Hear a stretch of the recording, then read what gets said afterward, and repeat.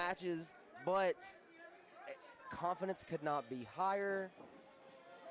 That's a lot of competitor, though, in that ring right now, Dylan. I mean, that's a lot of talent. And I actually think any one of these guys can win. I think it's very tough to predict a winner here. They're all going for that win right away. Remember, this is one fall to a finish, unlike our final tonight, which is a 4-way elimination bout. So this is one fall, the final and elimination match. Keep that in mind as we move forward with the tournament portion of the evening later tonight. Right now, though, if you want to get into the game for next year, this is your chance. Braden Toot, I'm such a fan of this kid, been a fan of this kid for years. Putting it all together, amazing strikes, and you're about to see the flash. Got all of it. Deep bag, offensively.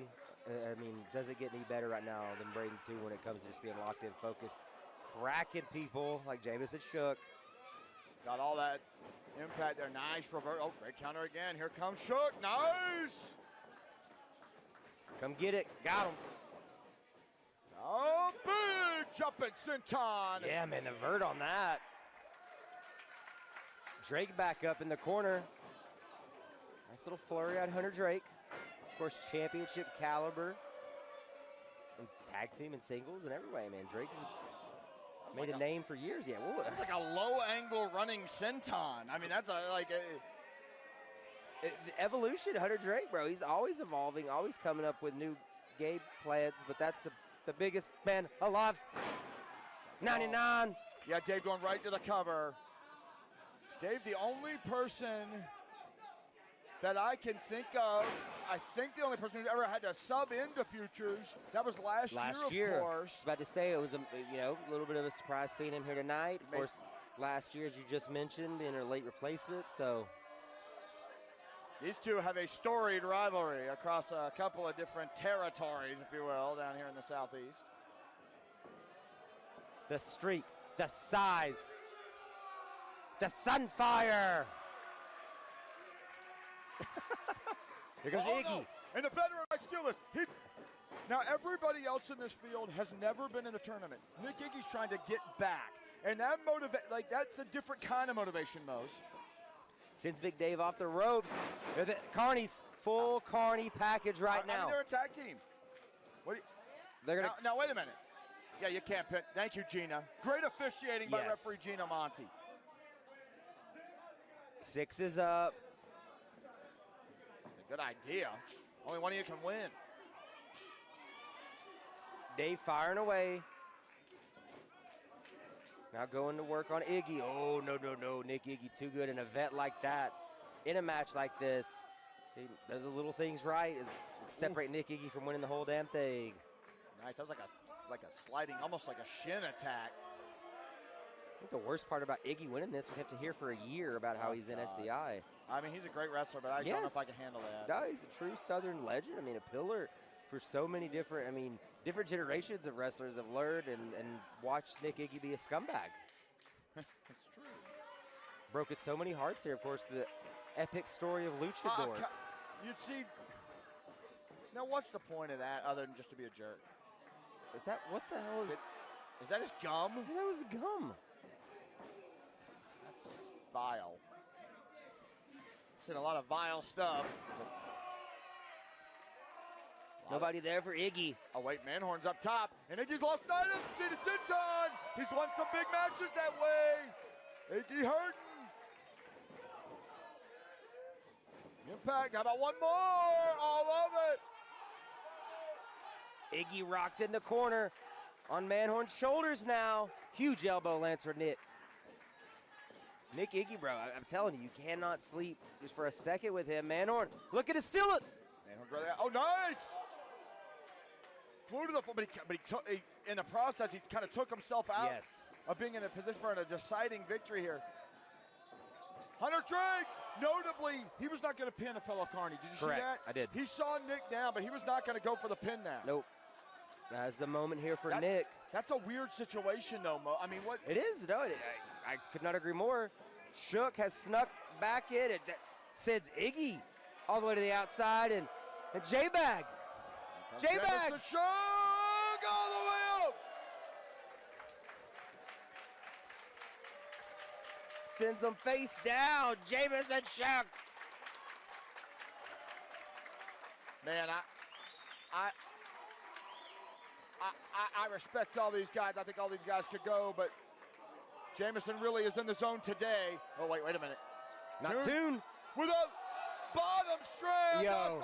So there's like no space over there, folks. I was about to say, the space, the size, the quickness of it all. Braden Tune in a nutshell right there. Just effectiveness. Sends Drake in, and you're talking about a history. These two know each other very well. Extremely well. Got a packed house here tonight. TWE Arena, Red Bank, Tennessee. I want to thank everybody for joining us. Use that hashtag SCI 2024 as we're trying to find out who the first entrant will be in SCI 2025 next year here in the Scenic City Scramble match. Hunter Drake, what is this? 6 is up. Oh! He's been winning matches like this. Dick just barely got in, though. If it's not the biggest man alive, Hunter Drake probably gets the dub right there. Maybe worse than Iggy winning would be hearing Hunter Drake for a year. Oh, he was going for that big. Oh, he caught him. That belly to belly. That's one of the day's big ones. There you go, Big Dave. It's a big one for him, too. Oh, man. Iggy says, my turn. Well, oh, no. That's the biggest man alive, dude. What were you thinking? It's 99. Carney stomp. There's Manhorn. Manhorn's got that wild German suplex. Yeah, man. I mean, I've seen him drop some people with that. Almost ended lives. Oh, speaking of ending lives.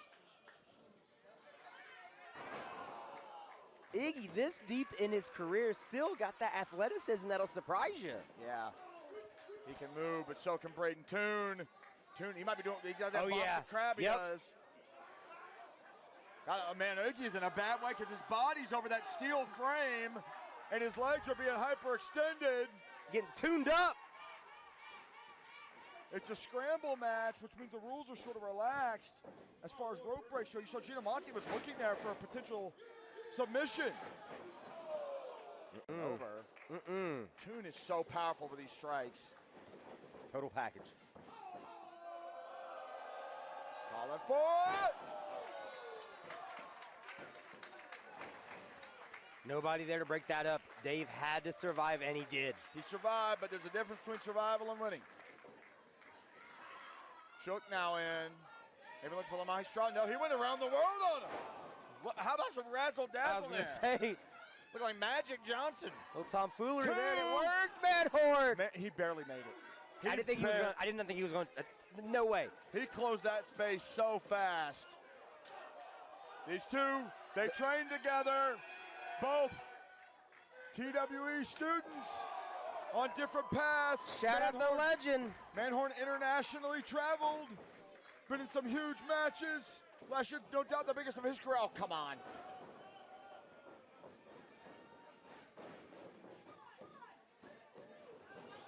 Oh, Manhorn almost just floated over to a headbutt. Got him hard! Death Valley driver!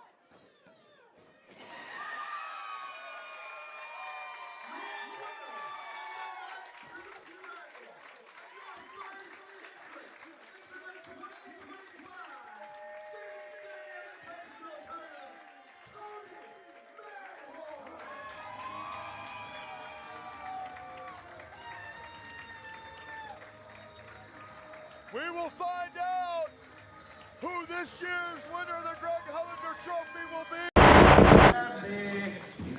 That's right, Fox yelling in the background, Cavs here, Cavs here.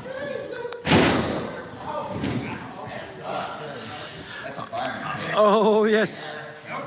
That's right, Fireman's carry takeover. Oh, now we got a pin from Cav.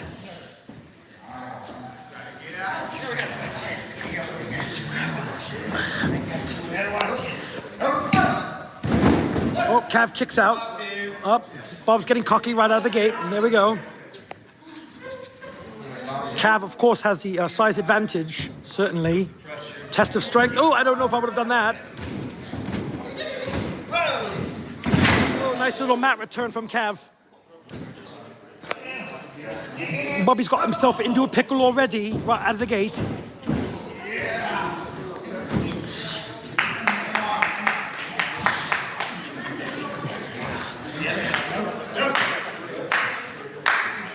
Both men up. Here we go.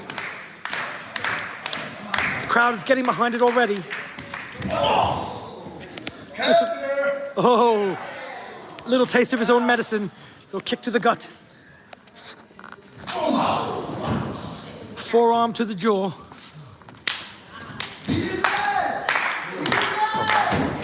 One.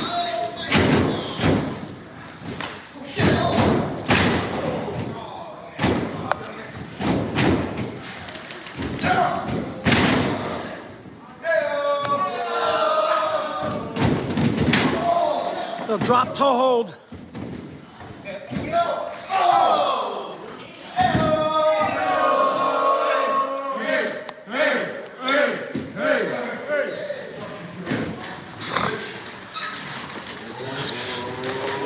Bobby going up to the, gets caught in the crossbody.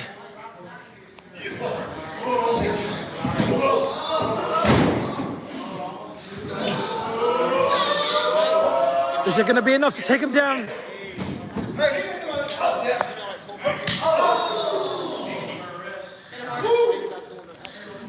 What's he going for?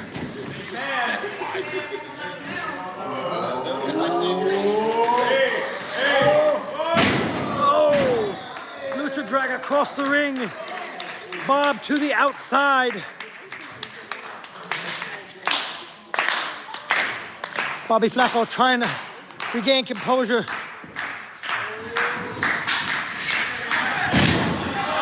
Oh, what do we have here? Fade area in the ring. Oh, interrupting this match completely. They're taking it to Cav. Level of a different type of violence.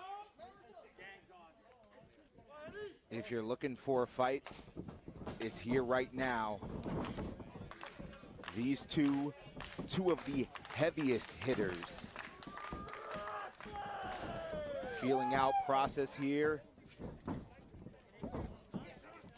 Just mushing the face of Brett Eisen is Eddie Kingston. And look at Brett give it right back to him. Kingston's been dealing with pit bulls his whole life. He knows exactly what needs to be done to handle them. He calls himself the stray dog. Let's see what he does with the human shotgun. Brett Eisen. Kingston staring him down. Hands go up. Grabs that arm.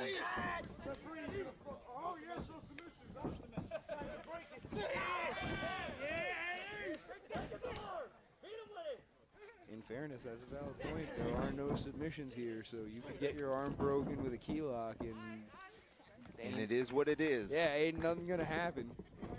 The match will continue, and you'll have a busted arm.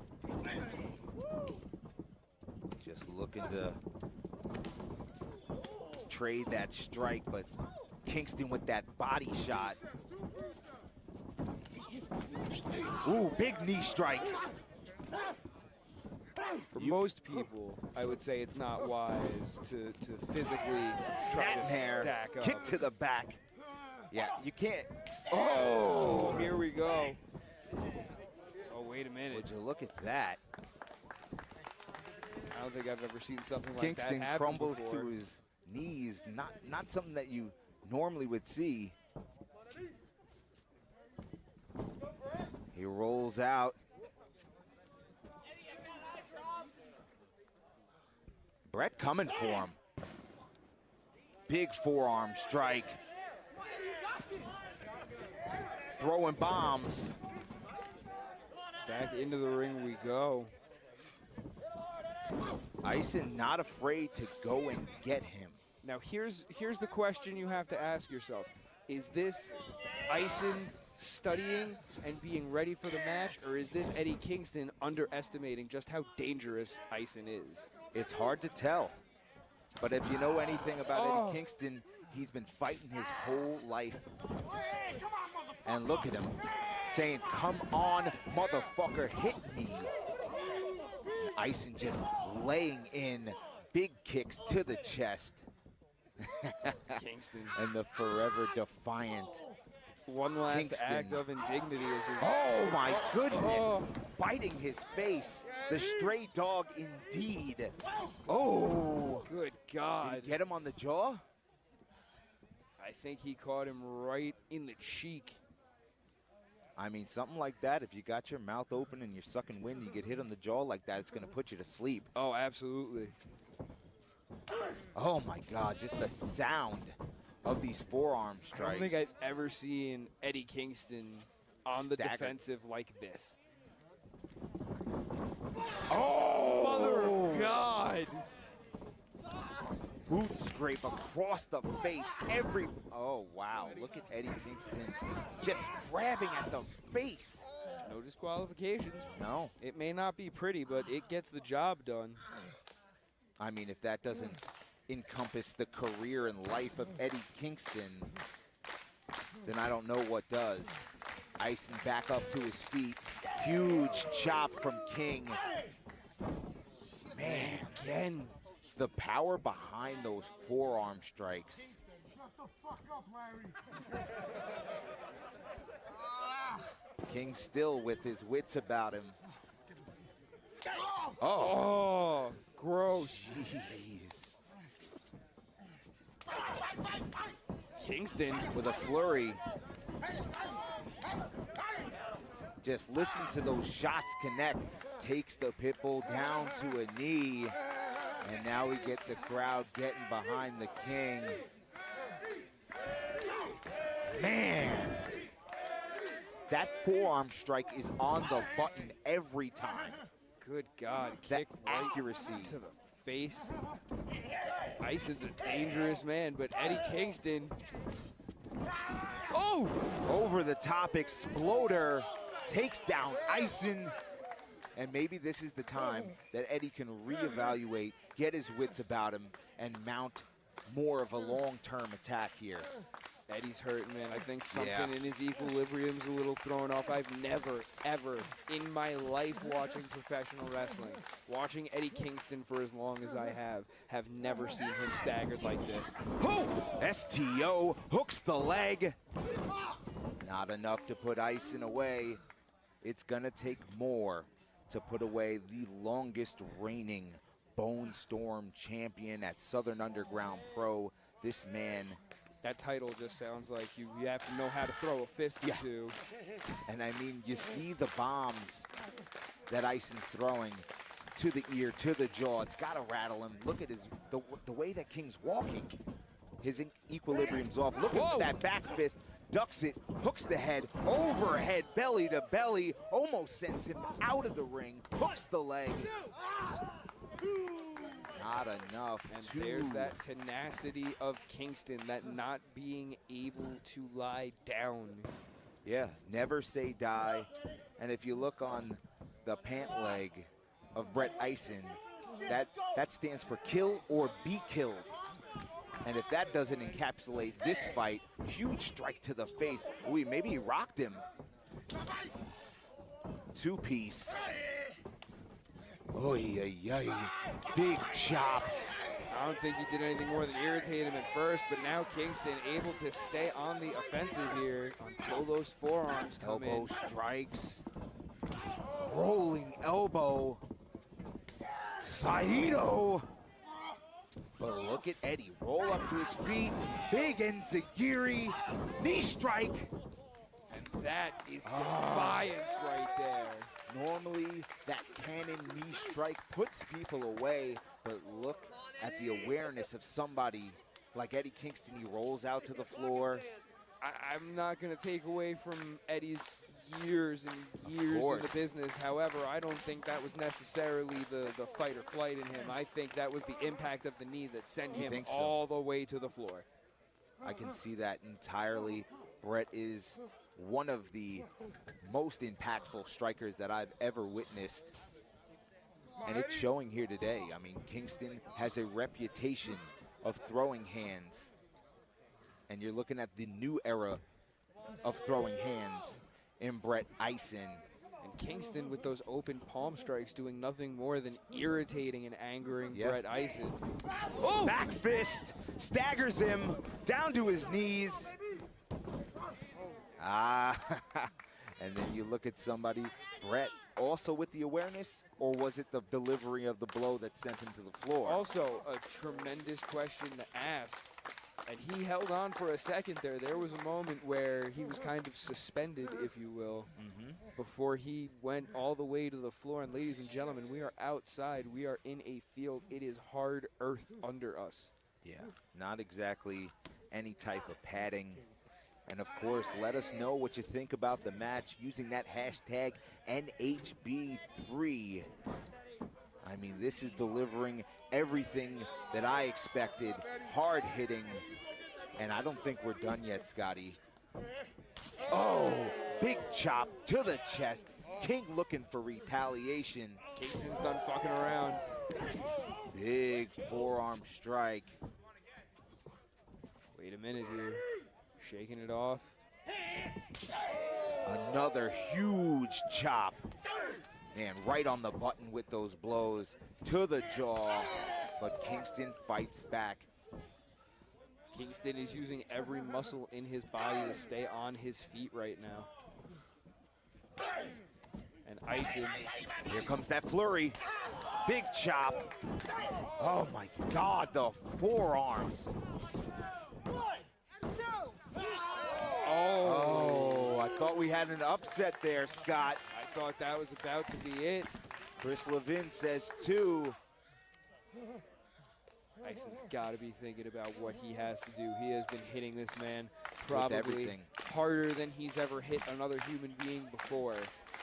And it's Kingston a fight. Still able to kick out, get that shoulder up, get some sort of leverage in his favor. He's looking for that street justice, that double arm driving pile driver. Kingston blocks. Not enough. Backdrop. Rolls through. Picks up Brett Ison. He's looking for more. Oh, Brett with the wherewithal to grab that. And look at Eddie. Oh, Not make enough. it 2. Hooks the leg. Not enough. I have Not seen enough. that same suplex variation put away many an independent legend. I mean, we've seen Kingston hit that across the world over and put people away. But Brett Ison makes his way back up to his feet, ducks the back fist, not the second one, back of the head. Is he out? That might be it. Kingston Hooks the leg, and that's it.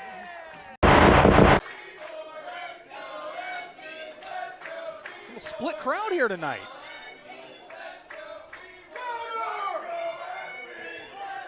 You can feel the buzz.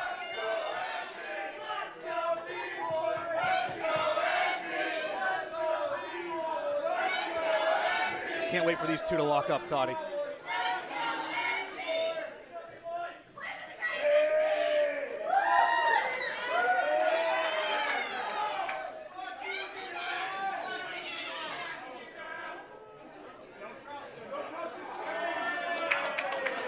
Sportsmanship. I don't know that B-Boy showed Danny Moe any sportsmanship as he held her tights last night for a quick roll-up victory.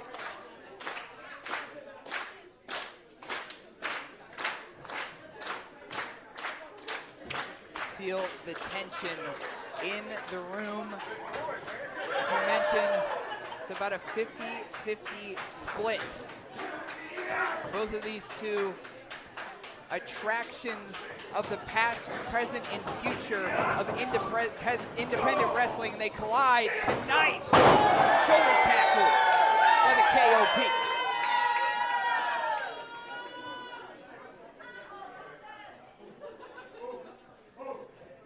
And if you notice, Paul, B-Boy not breaking eye contact from MV Young.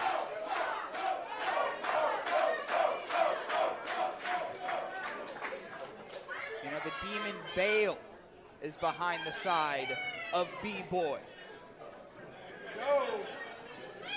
But these people here at the warehouse, I don't know, some of them are rougher than demons. We are wall to wall here tonight at 829 Industry Street. Not an empty chair in the house either. Big forearm shiver into the corner. To expect to see and hear, quite frankly, a lot of strikes in this one.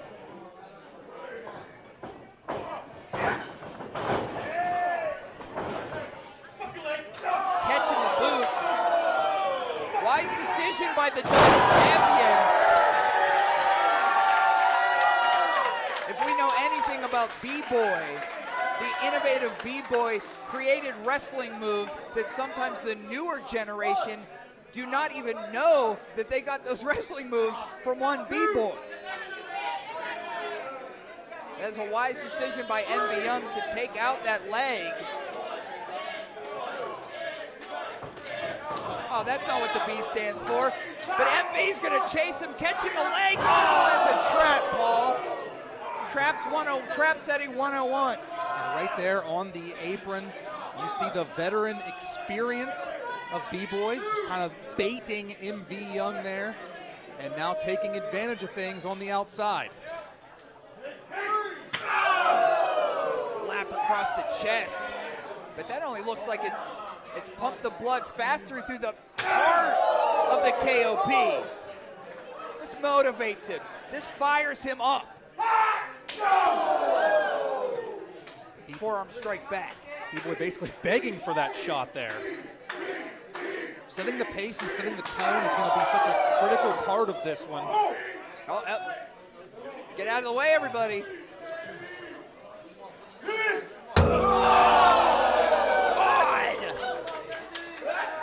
Did you hear that frying pan shot off the pole?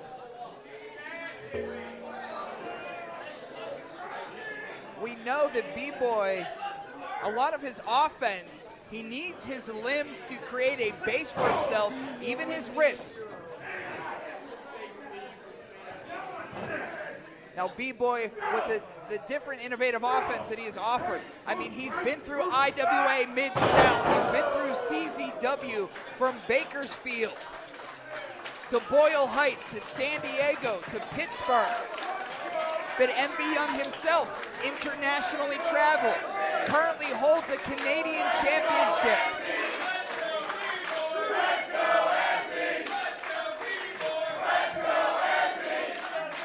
There's more than just gold on the line.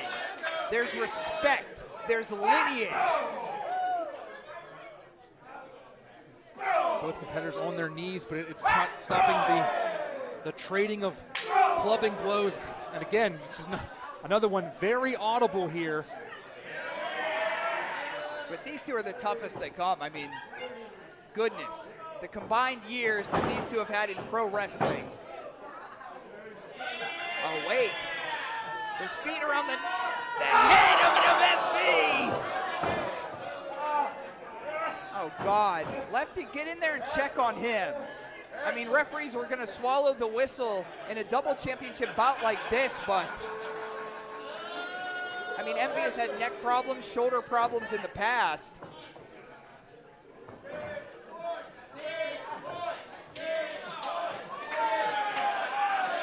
Slowing the pace down. Has that arm trapped. Oh. You don't see often the competitors do this to the King of Pittsburgh. Goodness. Absolutely vicious offense by B-Boy, and really has MV on the ropes here. It's hard to find people that match the intensity, the toughness, and the viciousness of the King of Pittsburgh. But B-Boy is certainly someone that stacks up by comparison, and that's why I was so much looking forward to this matchup. And be fighting back into it now. Solar plexus, the big shot to the temple of the double champ. Dumping him outside. What does the New Age Punisher have in mind?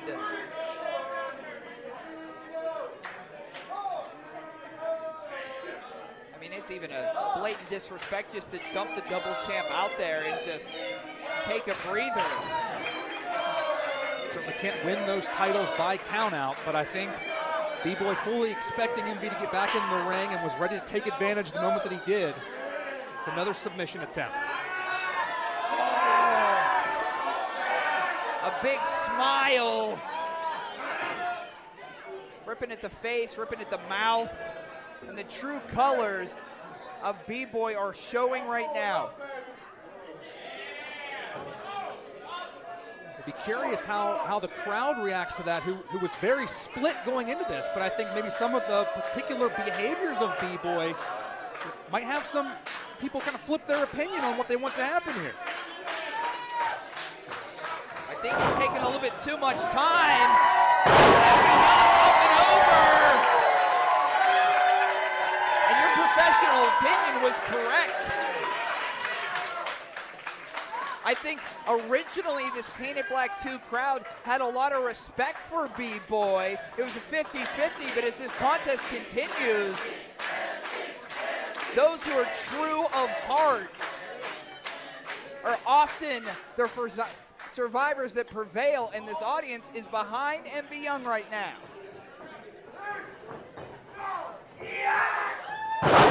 Ice at Uranagi, followed by a senton. Cover, 2, 2 count. And even though that wasn't the end, Toddy, we felt the momentum completely shift. That opening from that suplex from MV Young has him firmly in the driver's seat. He's got control of this matchup, and now he's got the inside track to keeping both of those titles. Keep in mind, he's holding that neck, holding the side of his head, trying to clear those cobwebs. That all Japan style. Oh, it's very rough and tumble, but so is B-Boy. Oh, rolling cutter. 2 count, says Lefty. You know, maybe in a different time, maybe in a different city, that would favor B-Boy. But in MV Young City, where he is the king of, it's going to take a little bit more than that, Paul.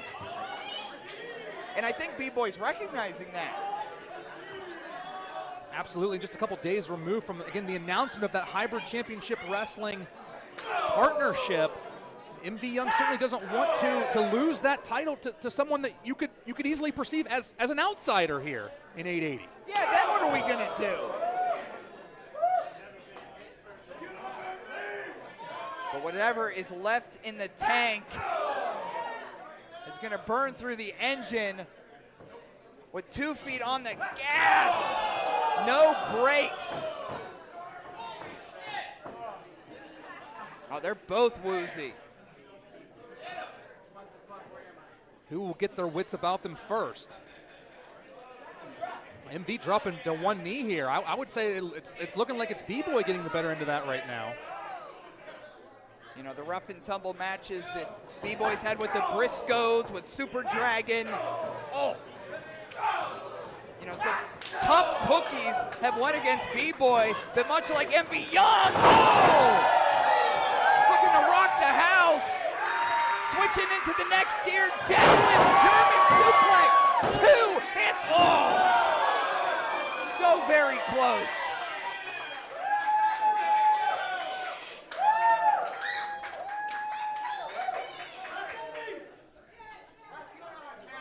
And you mentioned it, B-Boy has been in the ring with a who's who in both independent and mainstream wrestling. But it's MV Young here at 880 Wrestling that is taking B-Boy to the limit.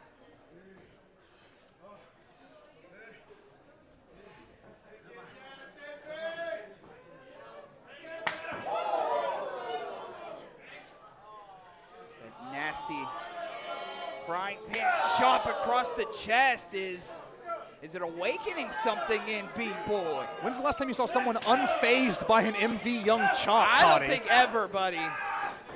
Oh, looking for maybe a discus forearm shiver, blocked, and just knees to the chin, knees to the face. But MV exchanging those strikes. Oh, big lariat. Shades of Bobby Duncombe Jr.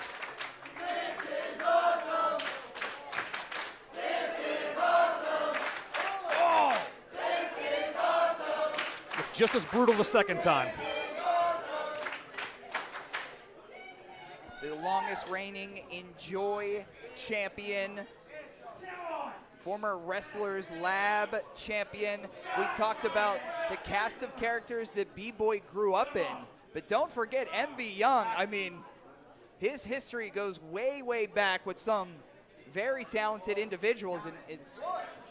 And I think Lefty was checking in on B-Boy. And B-Boy, I guess, responded that he has not given up.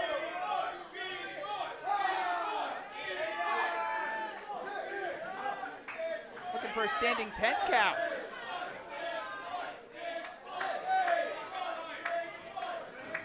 B-Boy is able to answer the count, but here we go. MV staying right on him. A reversal. A cross special, brain buster. I'm curious if maybe B-Boy was playing a little possum there to be seemingly so on the ropes and barely answer that standing 10 count to then immediately reverse that offense of MV. Maybe that's the 2 decades plus in the business starting to come to fruition there. Making a sign that that's it. Ducking out of the way. Wait a minute. Shoulders down too. That's it. First match that we had there was kind of an interesting match considering that they both teams weren't exactly tag teams for very long. Smooth and Bougie formed in ETU and have since grown on from success. Mikowski and Luke effectively don't really tag outside of ETU. They are a united front inside of our promotion here.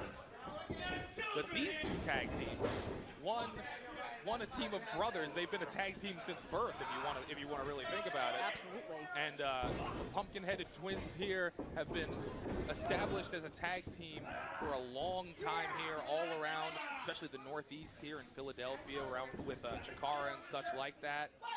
I mean, Legion of Rot, you can date all the way back to the early 2000s. And when you think about the different types of tag team matchups that they've been part of, different gauntlets, different tournaments throughout their careers, one may think that they could have an upper hand with knowing what's entailed with being able to preserve yourself just right to compete in later sessions of the tag team tournament.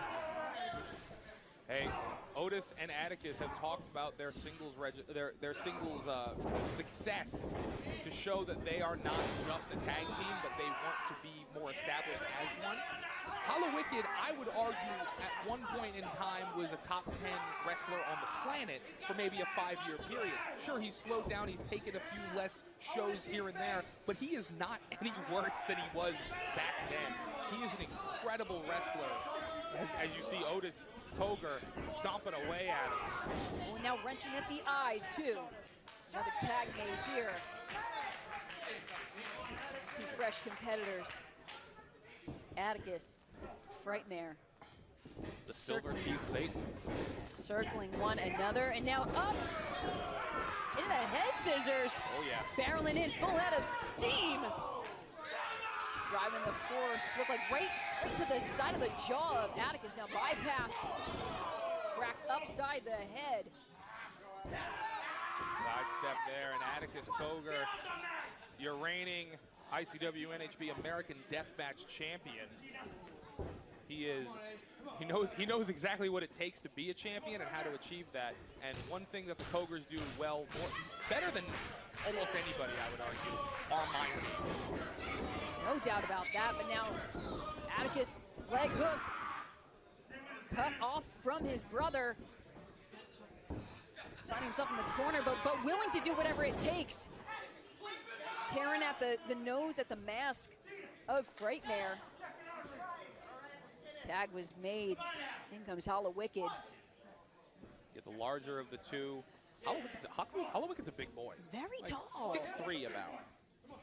Massive and imposing figure, but now. Yeah, you got a pit bull in there.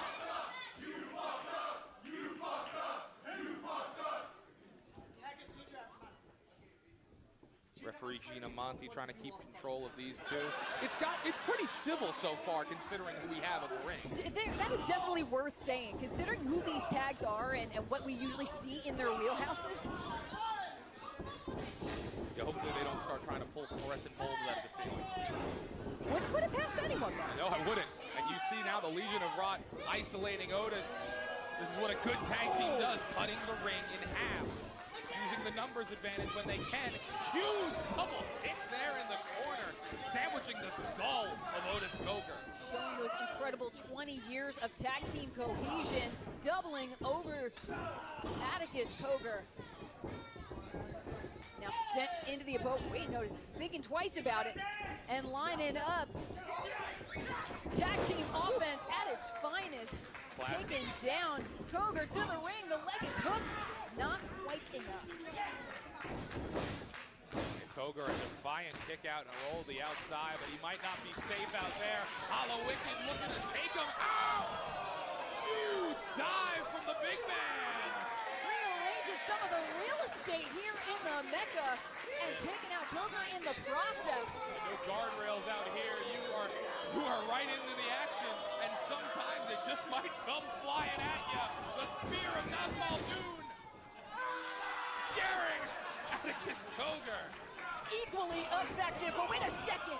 Right behind him like a horror movie villain. Dropping that elbow is Otis. And now, you know what, counting that pinfall, it's not quite enough. Good work from our official right there, recognizing that Otis did not tag out to his brother Atticus. And now starting to work away on Hollow Wicked. Yeah, wrenching back on not only the limbs, but pulling, you could see, at the mask of Hollow Wicked as well. Barreling in now. Trying to drive his shoulder straight through the midsection. Coker coast to coast sends Hollow Wicked into that top turnbuckle, and now Otis has him prone. What are we thinking here? Ooh, that low cross body, and a cover again from Otis. Only two, though. I mean, excellent floating seamlessly into that pinfall, but still, the amount of resilience that we're seeing from both of these teams, now the tag is made to Atticus, and serving up to his brother. You know, for what they were talking about with the wrestling, how they want to wrestle, Atticus has done very little of it so far. It's mostly been eye pokes, ripping at the mask, and the stem of the broadsword of Nazmal Dune. Yeah, it's a very good point. We didn't see a lot of like technical things. We're more so seeing tactics. Yeah, Atticus, as I said, what he does better than anybody is get into your head, and this time he's literally trying to get into his head. Manually.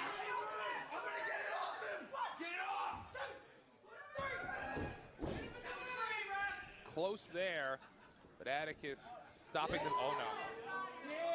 This What? is not, Oh. okay, I was gonna say, that's I thought he was going for those skewers. This is not a no DQ match. But you do truly never know what the Cokers might be bringing to the party. Yeah. Is now draped, over that middle rope. Held prone by Otis. Oh, drop kick right to the chest. Springing off now. Look at Atticus Coker. You never see this out of him when he's got glass all over the ring. Well, afforded the opportunity here in no. the tidal wave. And coming like a tidal wave was Otis. Something that's notable about Otis Coker, I think he uses the ring better than almost anybody I've seen. He always finds a way to drape his opponent over the ropes, use his weight and his strength to slam into them. Always an awkward angle, and we're going to hear something here. Oh, no. Ooh. It wasn't sharp. It was just a thud.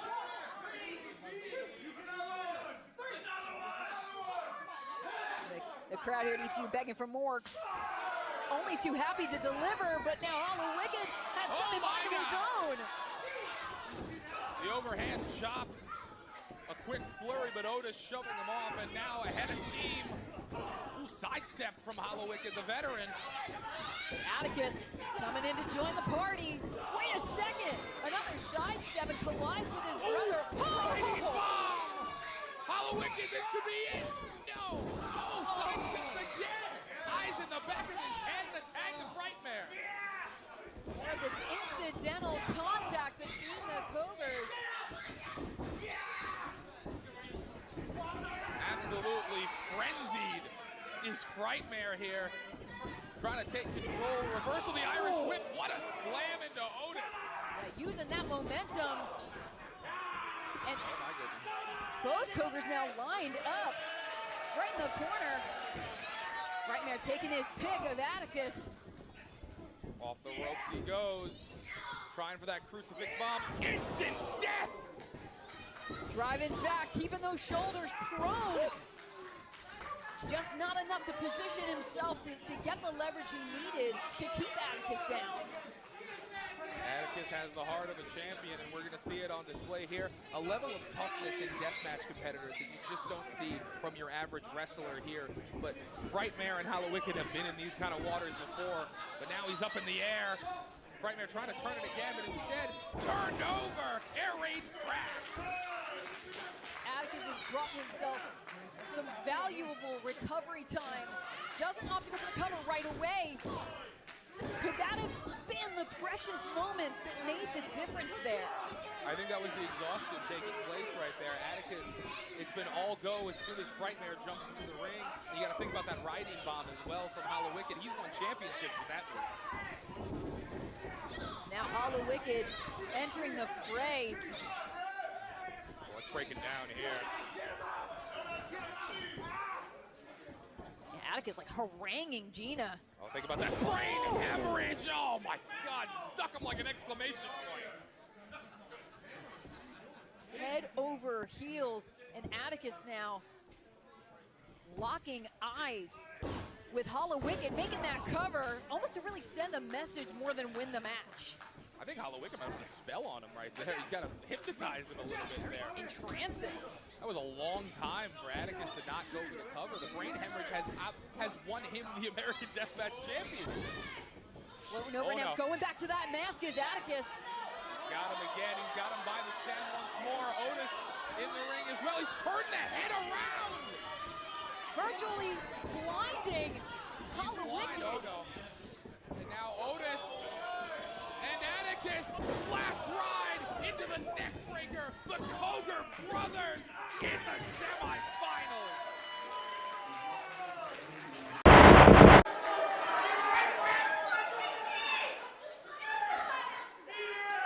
Oh.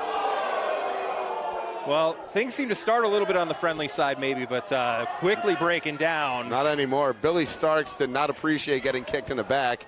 And Miyu Yamashita did not appreciate not being appreciated. He was like, okay, I'll kick you everywhere else too.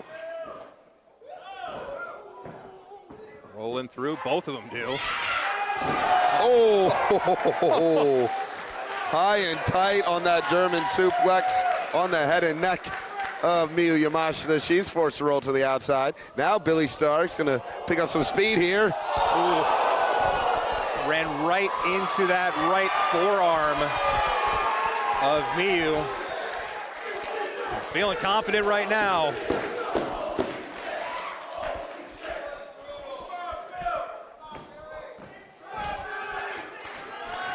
And now Starks on the outside. Oh. And just kicked like a field goal down to the ground.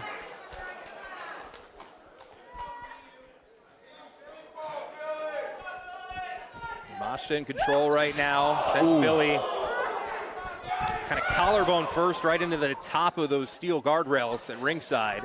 A well-placed kick right to the neck, and now just pushing her foot up against the face of Billy Starks. Just being mean. Just being a little nasty.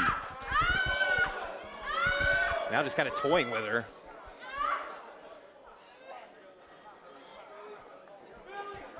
Her leg was stuck in between the spokes of the guardrail. I guess those would be spokes, right? I don't know. We'll go with that. Bars? I don't know. Yeah, spokes. We'll go spokes. I'm no technical But then when you put a guy. bike in the bike rack, are spokes in spokes? I'm going to have to ask young bike rack that you that. spoke about? Oh. Really wrenching in here. Wait a minute. Gosh. Billy, though, that strength, and wow, ends up skull first into that pillar. Yeah, Billy Starks tried to post Miyu Yamashita, and she wound up getting a pillar to the face.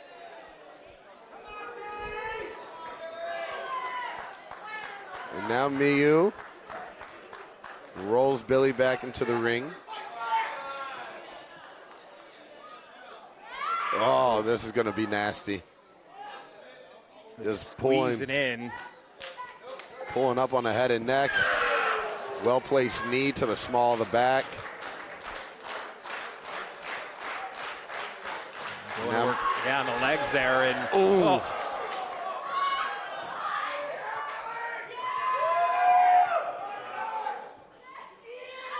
Wrenching in on that left leg.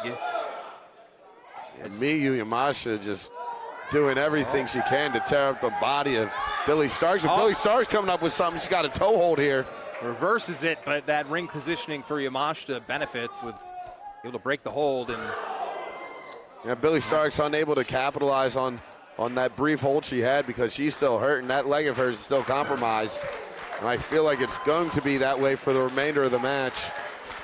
Taking another look earlier in the match here, that dive that Billy was going for through the bottom and middle rope there, and Yamashita had it scouted. And that was the real turning point of this matchup. Billy went charging in head first, found nothing but that kick from Miyu Yamashita, the pink striker, and she's been in a world of hurt ever since.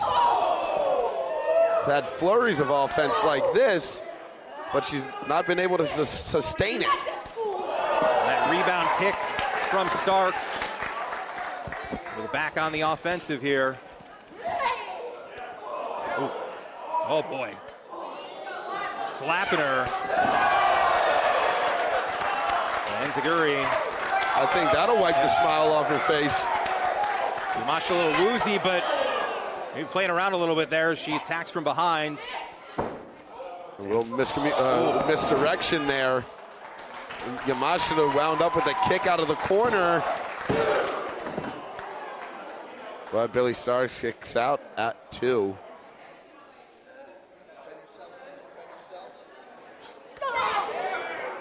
Yamashita's really teeing it up there, but Starks able to catch the leg. Oh. And those big, effective strikes, but back and planted on her head there. Billy Starks landed on her head after taking that clothesline. And the real impressive thing is, to me, is how Miyu Yamashita, we're not even 24 hours removed from that match she had last night with Marcus Mathers. That, talk about a knockdown, drag-out affair. Yeah, Starks with such momentum on that kick that it sent Yamashita off the ropes, but rebounded right back to return the favor. And now Starks gets the dive to the outside. And maybe thinking now that one was not enough, as she goes again through the ropes to the outside, crashing into the guardrail. She doubled down on the low pay. Face first into the corner of the apron. Now rolls Miyu back in, swing and a miss. Billy has it. A gory bomb there. For the cover. 2 and change. And let me tell you, we don't round up here in this sport. I just hate change in general. I'm sure she wanted the 3 here, but a little extra fired up. Was frustrated that that was not 3. Picking Yamashita back up here. Oh, wait a minute. Booting in the corner. Just trading kicks, trading blows, actually. Just whatever they can get off. The strikes of these two are just vicious. And now it's that knee coming in for Starks. Right to the chest. Oh, that was like a vertical suplex backbreaker. Not quite almost win. Brain buster kind of setup. Yeah. Another 2 count here. Now Starks going way up top. Looking for a, not looking for that. The reach there of the boot of Yamashita is going to join her up top. Well, I'll tell you what, the joining up top will only be for a limited time, because they're going to crash down to the mat. Might not be good news for either one of them right now. Oh, knocking the just everything out of Billy Starks. Talk about woozy here, and now Starks Even more dangerous positioning up on the shoulders of Yamashita, up on the ropes. What is this gonna be? Oh, like an avalanche Death Valley? Yeah.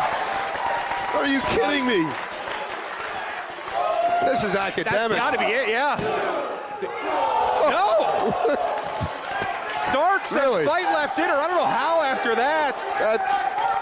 That was a Death Valley driver off the middle turnbuckle there. Halfway across the ring. Yeah. Yamashita's got it right back up on those shoulders, but roll through from Starks.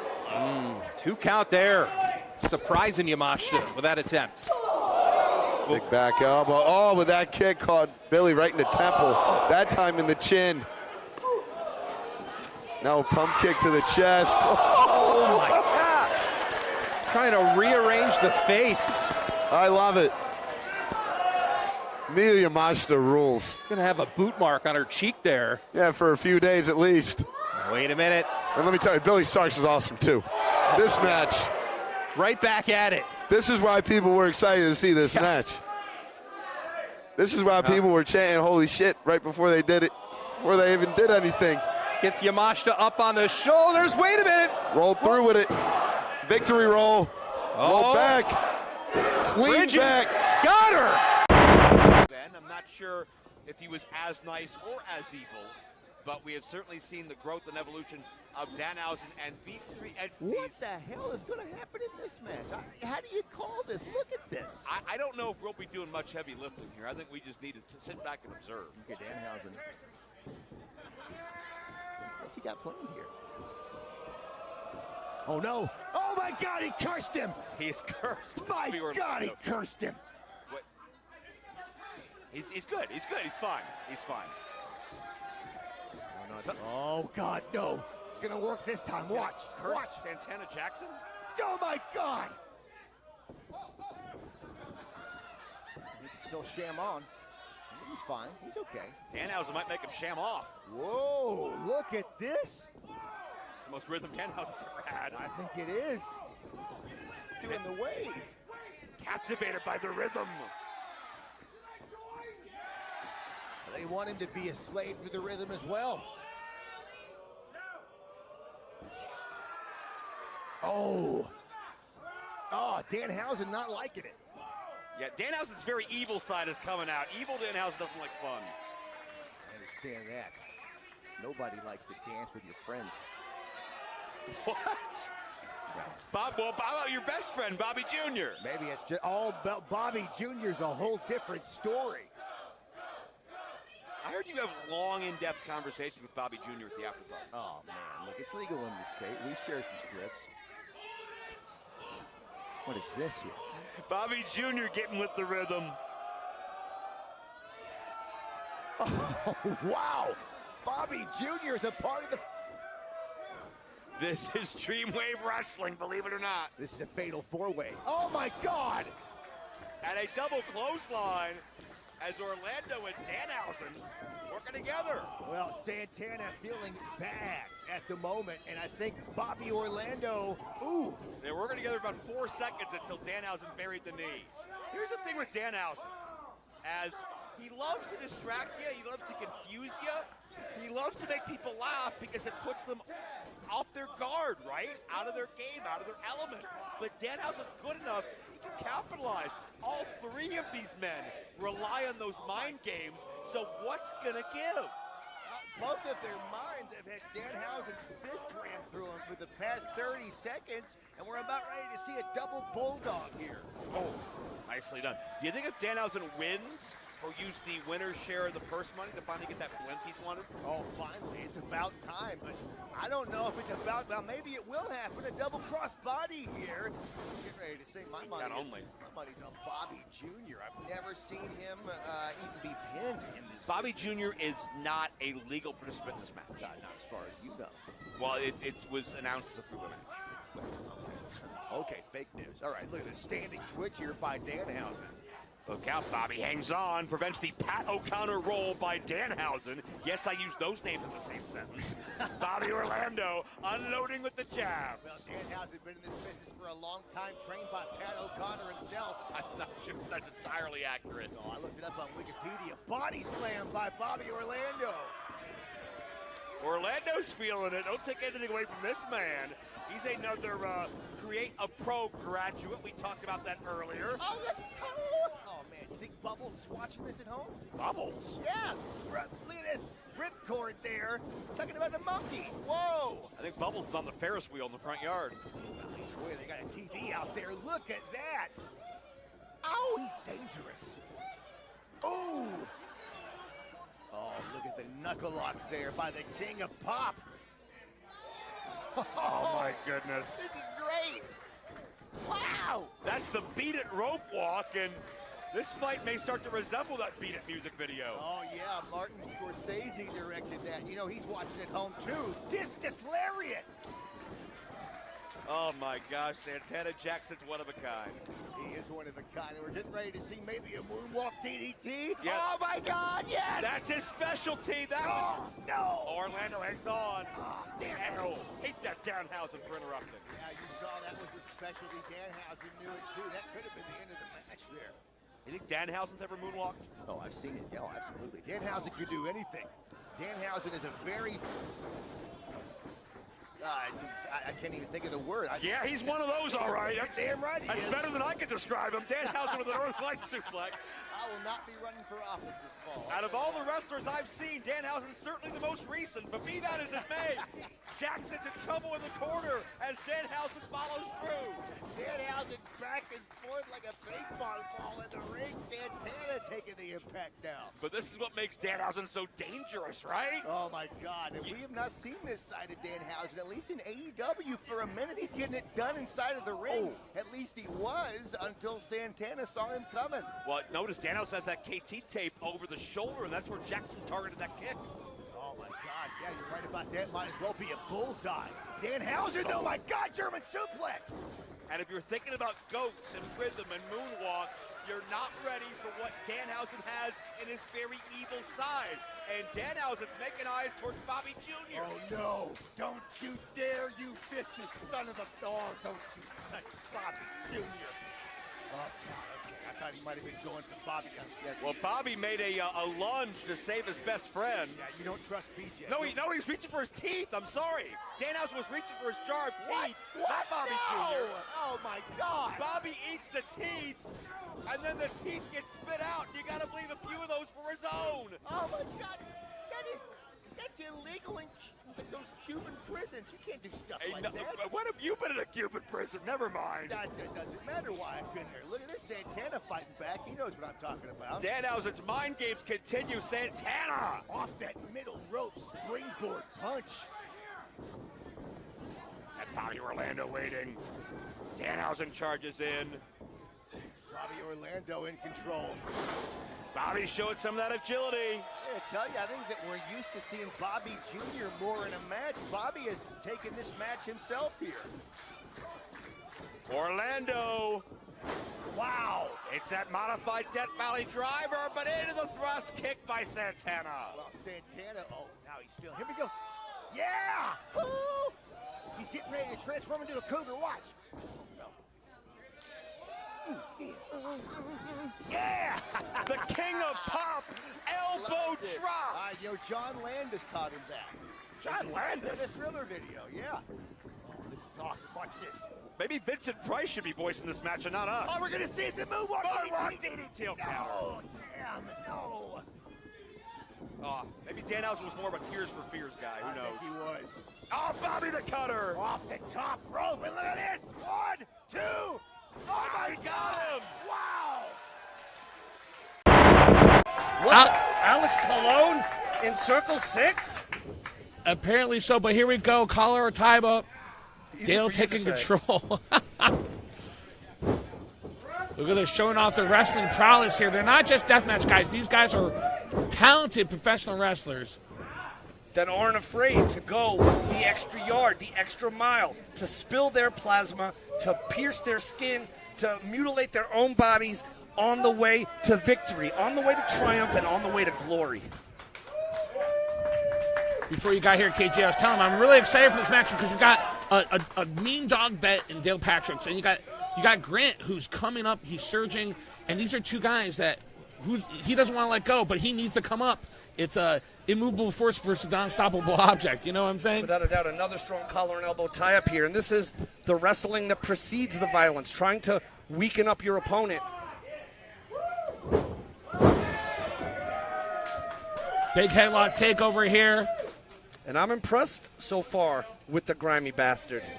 But anyone that comes out of H2O, anyone that's under the tutelage of Matt Tremont, they receive a lot of wrestling blessings. They get a lot of knowledge infused into their brains. But at the same time, I love that Danny Havoc shirt that my friend Dale Patricks is wearing. Dale Patricks has worked long and hard, and winning a tournament like this would really be a wind in his sails, would really be some of the validation for the miles he's put in.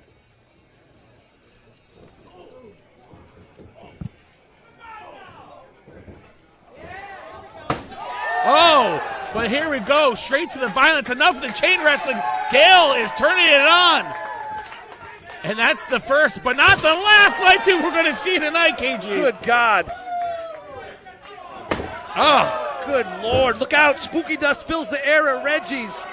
And they're showing they can do it all. Oh, God. They can chain. Jesus. They can see the individual Herfer. Look at it. God, Dale stabbing him up. Grant taking it. God damn, forehead sashimi being served up here at world-famous Reggie's in Chicago. To a worldwide audience and to a diehard, devoted fan base in Chicago, we salute you and we appreciate you being here. Cutting him off now. Declan with a big headbutt sends the tube straight to Dale's fucking head. And, oh, look out, now it's his turn to return the favor. Looks like he's going for just above the eye there, Cass. Oh, God. Blood just starting to spill everywhere here. Now what's Declan got in mind now? He's introducing the first barbed wire board, it seems. This is barbed wire warfare, but there's a lot more to it. You can see the light tubes. You can see everything present. What a stiff forearm, just making Dale real here. And the craziest thing is the man who's lucky enough, so to speak, to win this, they got to go on to fight again, and if they're lucky enough to win again, they got to do it again. That's what you got to do to get to the top of this. No one does it like deathmatch wrestlers. Doing multiple... Oh! Look out. That scissor takeover. Beautiful. They show the mat wrestling. They show the violence, and then they show the lucha. They can do it all. The grimy bastard has a lucha infusion, and KG is here for it. Oh! Textbook execution onto the shards of glass. Center of the ring here. Could Dale Patricks be done for? Only 2 3/4, Cass. Man, is a big fight feel here in the building, and what a way to start the event. I haven't seen my friend Alex Colon in quite some time. Oh, my God, KG. That's it. Oh. Get a medic, call the morgue, send more paramedics. Wait a second. Oh, my God, what a fucking stiff-ass headshot. Took out a cameraman on his way. We're about to see him fly. Look out. Right up against those guardrails there. You just saw a flying head scissor, suicide eye, but started with the mat wrestling. He's doing it all right now. Is Declan Grant taking the fight to Dale Patricks.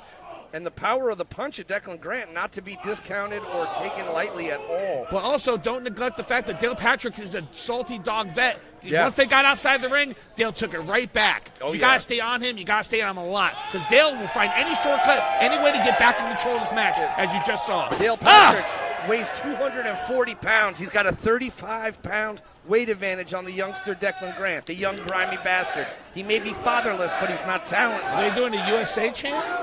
Who's that for?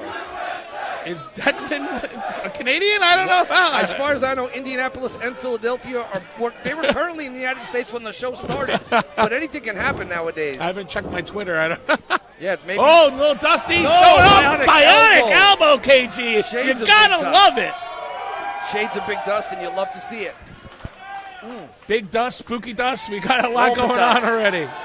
Look at this shit. Oh. Shades of our friend Mick Foley, Cactus Jack. Shades of the late, great Terry Funk. Those are the two men I always think of when I see a board like that. There he's stalking. He's stalking just measuring Grant. them. Declan. Oh!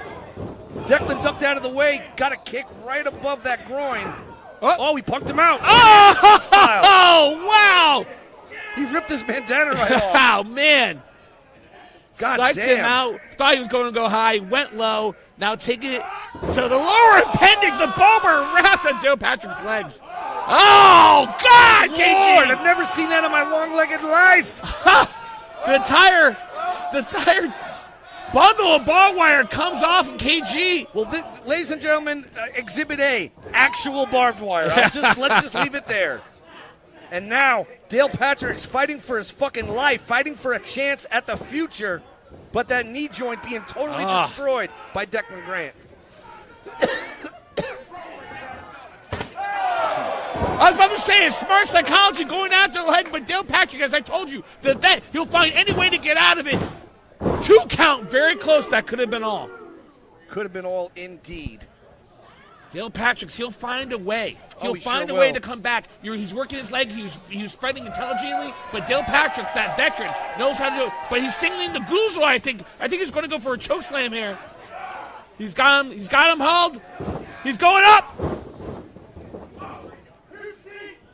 Oh my God! Fuck. That knee to the fucking head!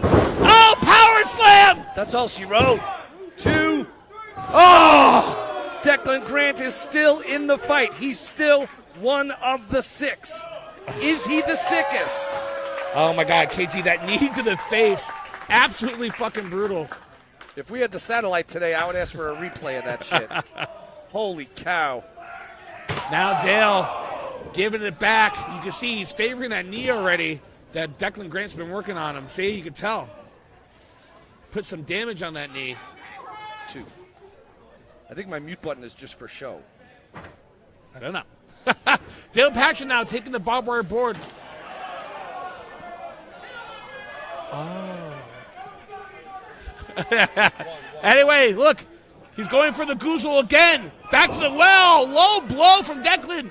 Desperation shot here. Wait a minute, this could be the end of Dale Patrick. Super Boozle, super choke slam. That's all she wrote. Fucking upset. What? Wait a second. Patrick's is still in this? He countered the goozle into a Blue Thunder bomb through the barbed wire board. But Dale will not be outdone. Kicked out, still favoring that fucking. Oh my God! This is unreal. That barbed wire will not release its grip. It's like a Velcro octopus of pain. The barbed wire warfare now getting its name. Now the barbed wire firmly in play here. It looks like Declan Grant is going to go up into the well. And I'm very, very impressed with Declan Grant. This is a world-class showing from a world-class deathmatch athlete. He grounded Dale. He took him down so he could fly. And he's about to soar through rain. The lights are out, but nobody was home.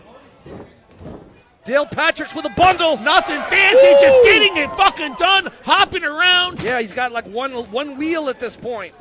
Wait a the second. goozle, up and down. Slam. Center of the fucking ring. Dale Patrick's 1, 2. Oh my God! Right up the bed, across the shoulders. And I believe, are those carpet strips? Carpet right across the head, pounding the carpet strips. Those have little nails to secure carpets for homes, not getting embedded in heads of Bobby V's. Chuck Stein grabbing more. And he swings for the fences across the back of Bobby V. Pins and needles, little sharp things, and he implements and just stinging little sharp things, turning someone into a human pincushion as Bobby V gets tossed to the outside. Oh, he's trying to ask for a timeout. I don't think you know this, Bobby. There's no timeouts in death matches, sadly. Oh, Chuck with a right. Now Bobby getting another carpet strip across the head, and again getting pounded into the mat. Hardest part of the ring right there, that apron.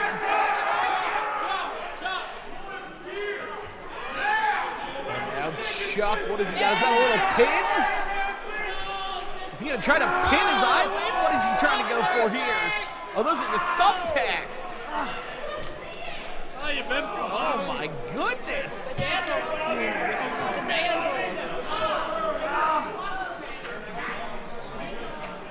got? What is Chuck looking to do? Thumbtacks in the mouth. Oh my goodness. Not a good source of iron right there as Bobby V eats a mouthful of tacks.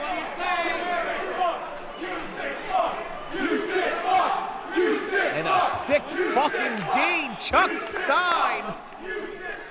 Oh, with a stiff forearm to the chest. And now what's Chuck looking to do? Oh no!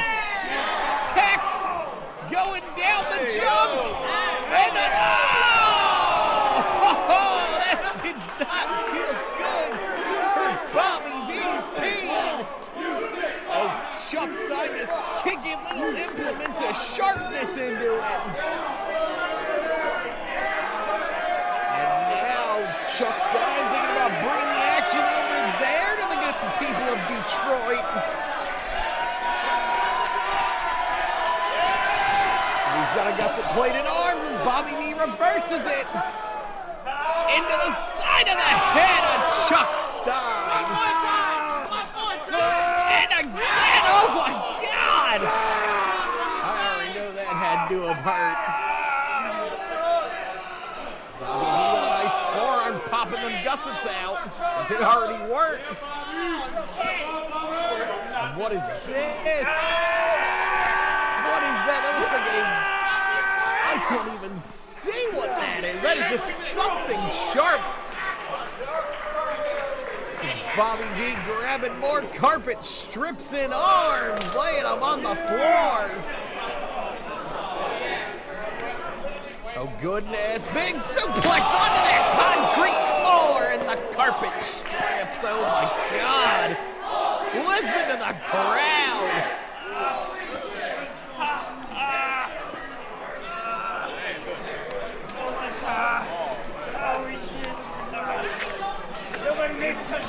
Bobby V throwing Chuck back into the ring. He's getting a little too cocky there. I know Bobby very well. Sometimes he likes to think a little victory before he even pins the guy. And now, Bobby looking to do Chuck Stein, setting him up in that corner there. Getting his legs up. Now he's got a light tube. Oh my God, see, Bob, like I said, Bobby loves getting cocky. And oh! Swinging for the fences. I guess that's a little payback from earlier. Onto Chuck Stein's nards. And once again, Bobby V taunting away like he already won the match. Oh my God, he said he's going to carve his ass alive. He's got that jagged light tube to the exposed forehead, and oh my God! No! Chuck Stein just screaming in fear. As Bobby V scoping out the pins and the needles and the strips and the tacks. Fuck you, Chuck Stein! And a fuck you, Chuck Stein carpet strip to the back. Oh, forearm to the face. And a cover here. 1, 2. Kick out by Chuck Stein at 2.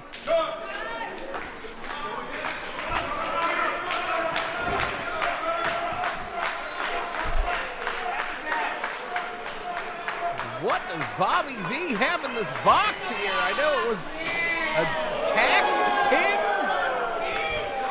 Who knows? Maybe he's got a pin right there, and he's, oh my God, pinning the keister of Chuck Stein.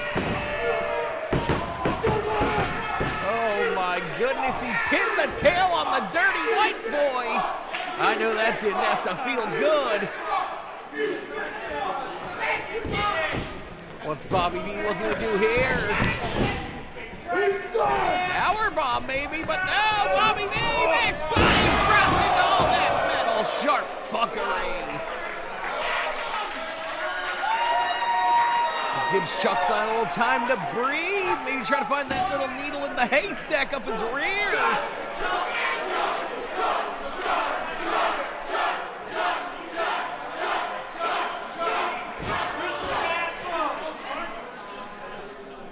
All I know is one of these men. Oh, Bobby V cuts it. As I was saying, one of these men has a chance to just get that win back from last year's Death Wish Cup as Chuck Stein gets his barbed wire back to the back of Bobby V. And a backbreaker. Covered by the Dirty White Boy. And a kick out by Bobby V.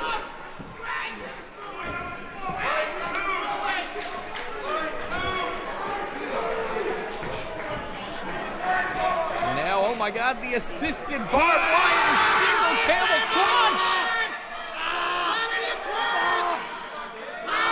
Ref George asking if Bobby quits.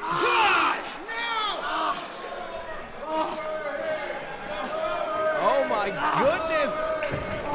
And another shot to the back with that barbed wire baseball bat. This might be it for Bobby V, possibly. What is Chuck grab? Oh, we saw the pins. Here comes the hypodermic needles.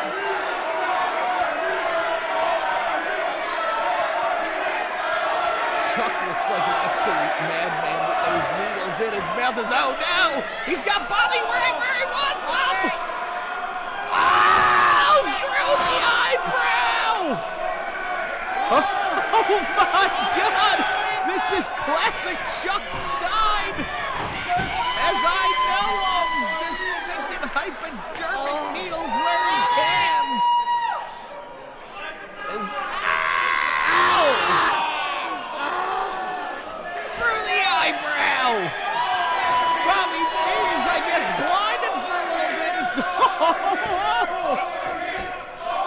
He's turned him into a human injection pad into the arm. Oh my goodness!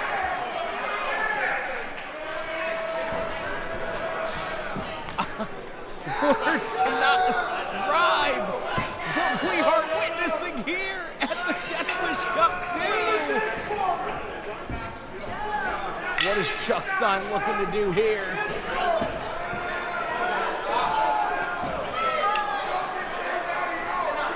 Giving Bobby a little too much time to breathe here, even though he just got a bunch of needles in his face.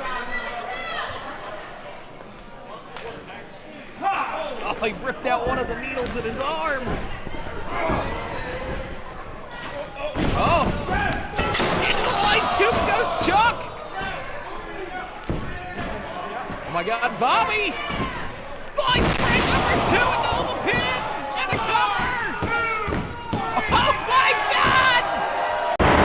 Alex Colon in the finals to become the inaugural Danny Havoc Hardcore Champion. Both going for the ladder immediately.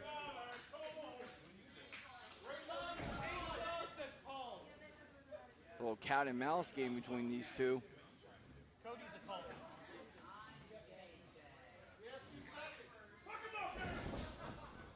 And they both got a hold of the ladder. There's several ladders around ringside.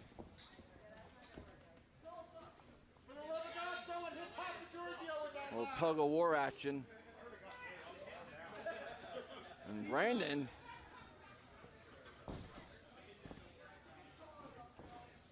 And they both are, it's like they're mirroring each other. And setting up the ladder almost in perfect position. You can't do that in the 2K video game, for God's sake.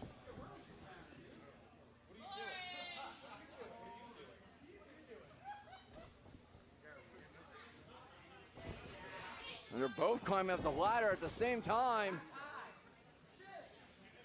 No.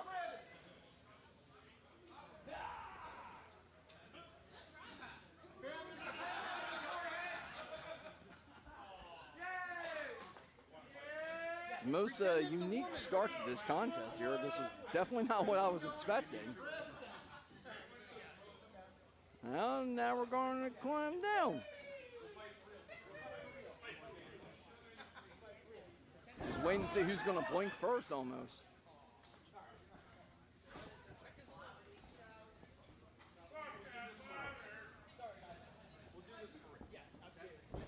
Oh, wait a minute. Brandon sending Bam outside. Now Brandon climbing up the ladder. Bam stopping him. Now here we go. Oh, Brandon sent outside. Look out. Now Bam trying to climb the ladder. Brandon stopping him. Reversal, another reversal. Oh, they both go outside. Brandon's got a chair. Oh, nobody home. Swing and a miss there. What? Look out. Man missed a shot with the ladder. Well, avoids the ladders. Caught the kick. Oh no, Brandon face first off the ladder. Sweeping out the leg does Bam. And now Bam goes through the ladder. And I'll give you 7 years of bad luck there, but Bam Sullivan riding the edge. Hitting that baseball slide.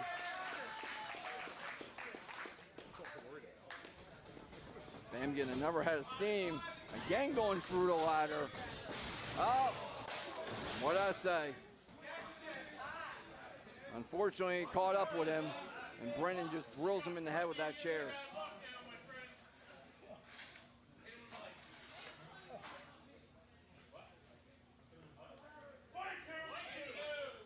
Crowd wants to see the light tubes.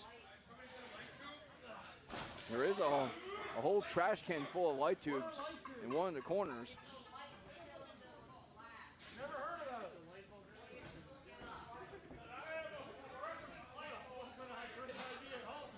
Brandon back in.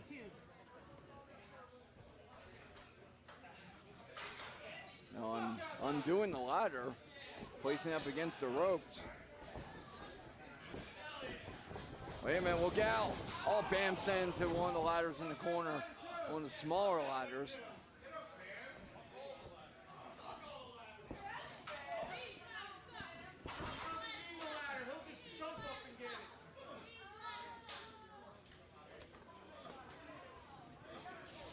Brandon setting up another ladder in the corner. And Sullivan eats another ladder. Well, that ladder bent upon impact.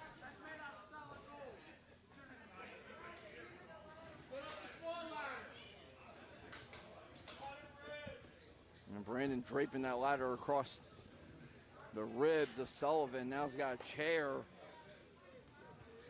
This is not good for Bam Sullivan. Oh no!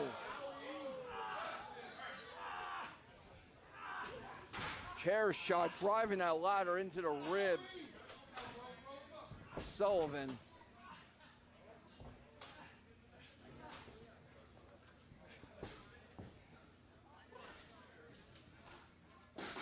Brandon setting up another ladder.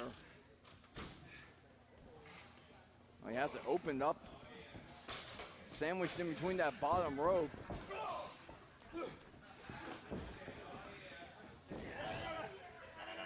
He's trying to. First raking. Oh no. Sullivan's trapped now inside that ladder. Oh, this is not good for Bam Sullivan. What does Brandon have in mind? Sullivan's trapped in between that ladder. Look out! Oh, leg drop! The leg drop right across the back of the head. Sandwiching that ladder. Guillotine Sullivan. Well, Sullivan's in big time trouble now. Holding onto his shoulder. If Sullivan has a damaged wing, he's not going to be able to scale any ladder to go for the Dating Havoc Hardcore title.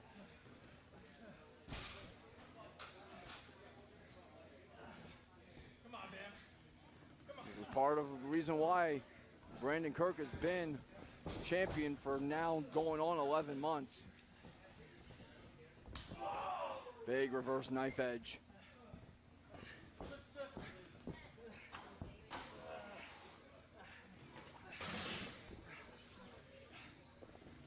Head of steam, Brandon. Oh, nobody home. And Brandon eats the ladder. Damn. John Woo drop kick and Brandon goes back into the ladder.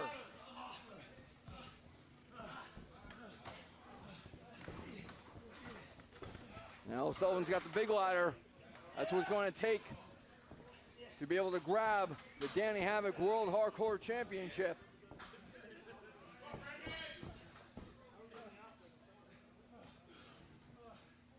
Sullivan starting to scale, but Brandon's stirring. He's got a chair. Sullivan doesn't realize it. Look out! Oh, across the back.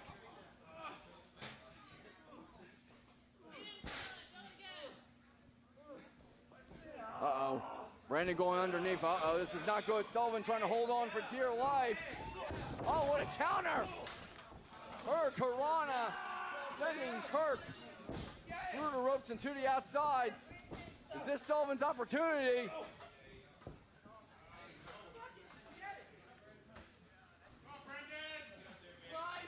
Brandon's got to get back in.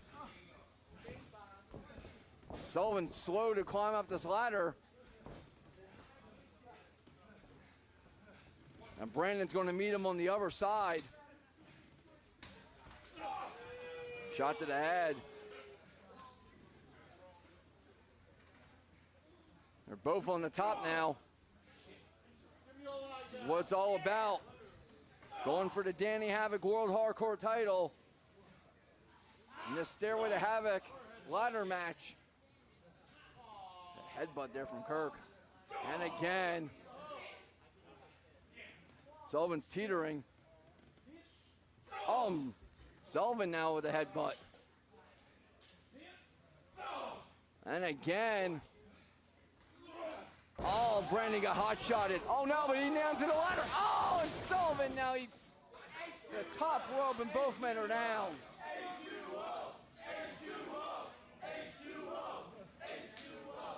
This is our main event here at Barbed Wire City Showdown number 2. Danny Havoc World Hardcore title on the line. Our final of 3 title matches here this evening.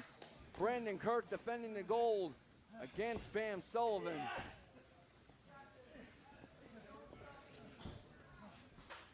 And Brandon setting up a chair.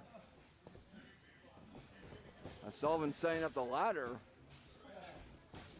Now Sullivan's got one of the smaller ladders.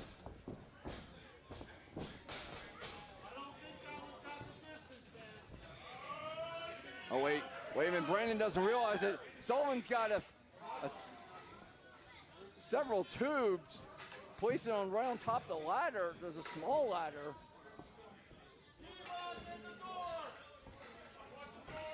Putting several tubes on that top rung of the small ladder. I don't know if it's going to work that well for Mr. Sullivan.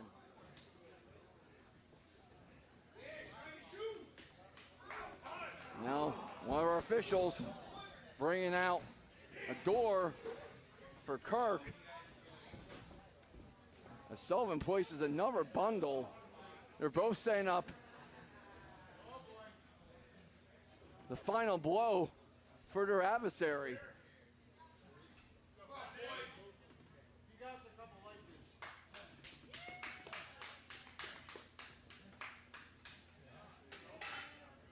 And now, Sullivan locks eyes with Kirk.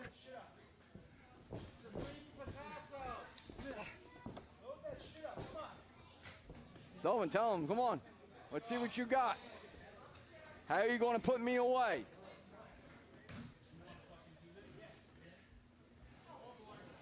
Oh, geez, that's a pane of glass. First the door, and now a pane of glass. Oh, wait, Sullivan climbing up the ladder. Now Brandon trying to go for it. He gets knocked down. Well, shoving match. Oh, Kurt sent to the outside.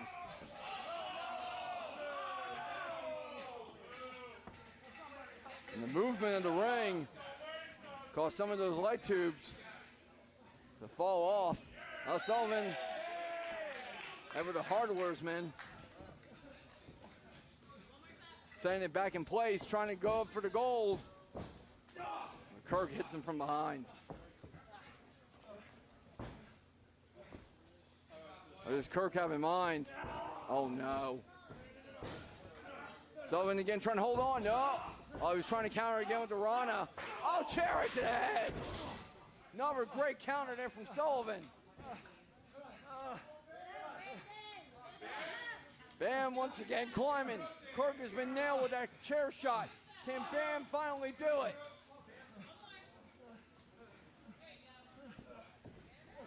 Brandon's close to the goal. Brandon getting there. Bam almost has his hand on the goal. Oh, but Kirk with a low blow.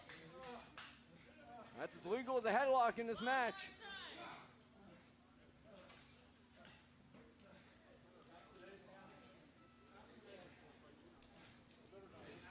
Oh, they're dangerously high up on this ladder now. Headbutt from Sullivan. Sullivan's got something in mind. Oh, wait, that's a lighter fluid. Chair shot right to the hands. Stopping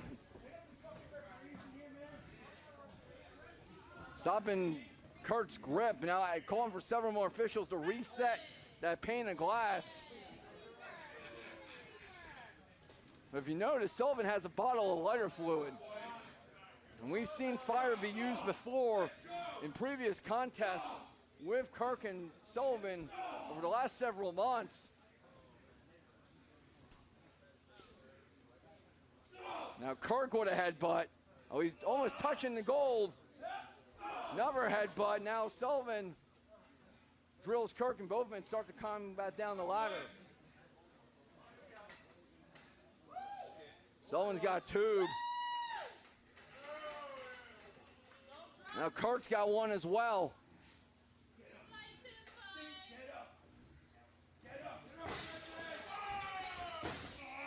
Bam with the first shot. Now they're just going shot for shot at each other on the ladder. My goodness. Bam has got drilled with that last shot.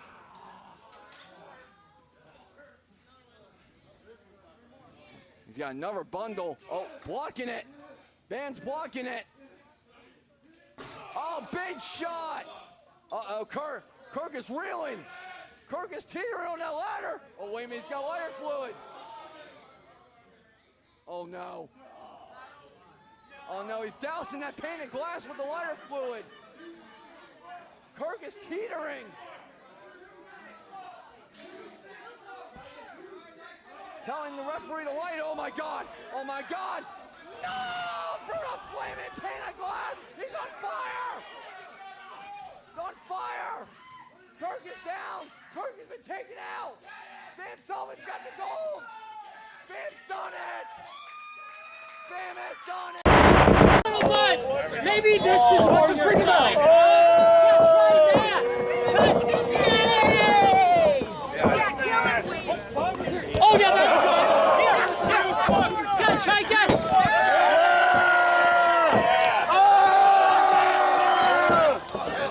You a fucking idiot?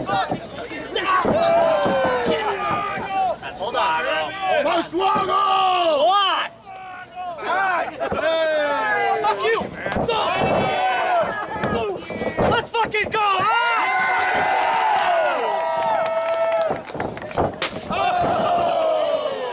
Let's fucking go, huh?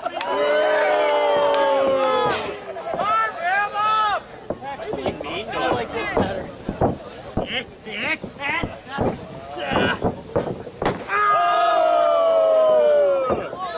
How about you tell their boy Finley about that one, huh, pal?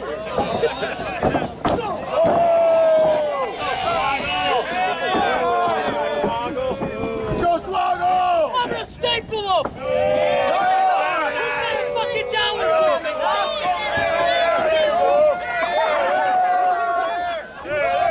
Better not, ice cream man. Fuck it, I don't care. It's a tiny one! Come on, it's a fucking dollar! Come on, who else, you sick motherfuckers? I got Diablo sauce. Ah, fuck you. You got Diablo sauce? Come here, you piece of fucking shit. Yeah, huh? Yeah, huh? Oh, motherfucker, no! Look out!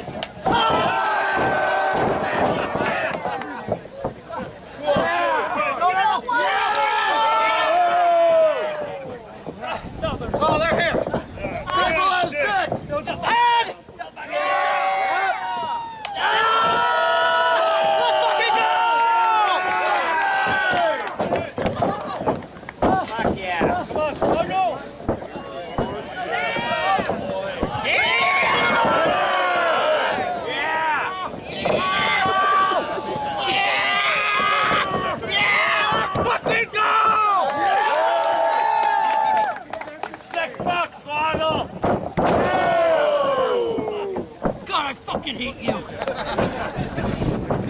How's this, huh? Yeah! Come on, Tyler. Have mercy on me. Oh, come on,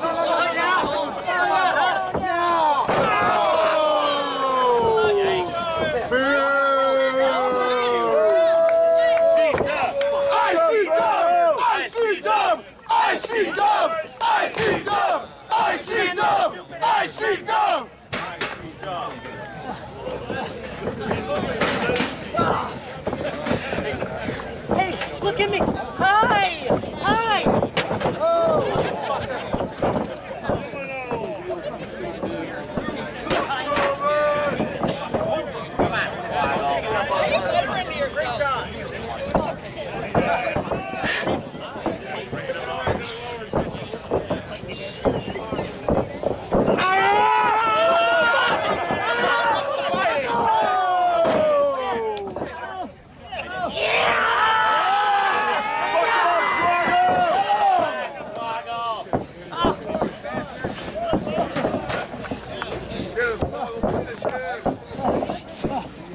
Fuck yeah,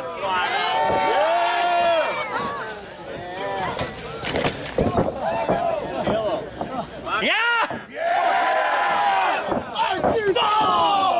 What the fuck, Sullivan? Put it up in the hole. Hey, this isn't New York, pal.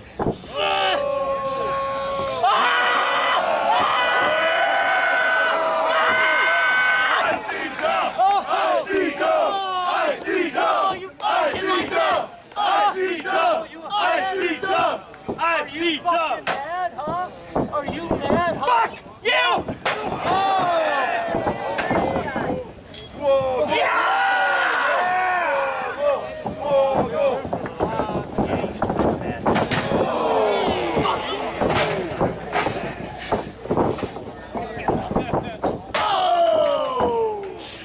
God, I fucking hate you.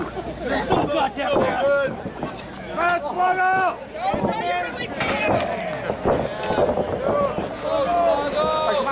Fucking big wings, pal. How'd that feel, Sullivan? Feeling bad, Sullivan? Oh, I'm the blood of the leprechaun!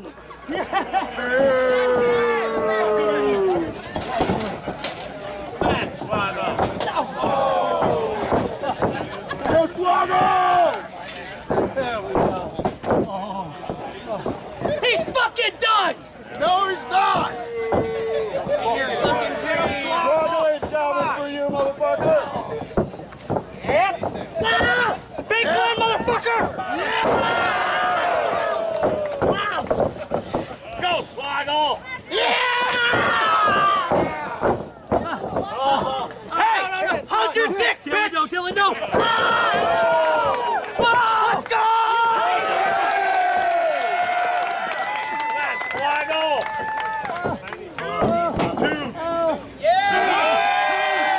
There we go! Fuck him up, Swaggle!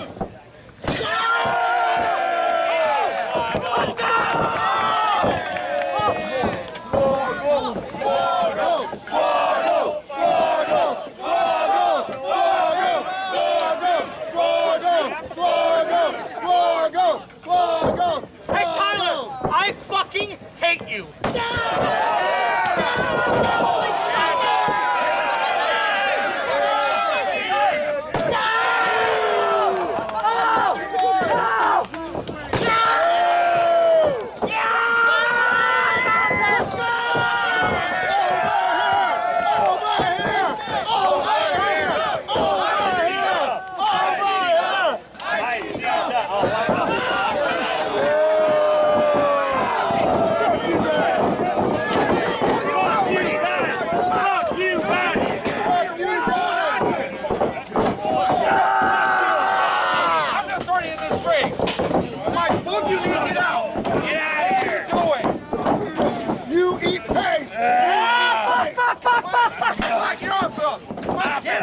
Get the fuck out of here! No cucks allowed! No cucks, I'm the bull, baby! Get out! Tyler, get me out here! Yeah, Fuck you, Matthews! Fuck you, Matthews! Get out of here! You thought you could fuck with our boy? Matthews! Yeah! Fucking boy! No! Get off of me! I'm even in this! Get out of this ring right now! Fuck! Fuck! Get out! Hey! I already threw you out! Yeah, there you go, you motherfucker! Fuck Sullivan! Hey! You fucking go ahead. Go. You sure? No, you're not. I'm trying to do my job. You're not listening. Fucking trash. Thank you. All right, time to calm your head. Hey, Vince! Look at your bastard son! Hey, fuck you! Are you fucking kidding me? What the fuck? What the fuck?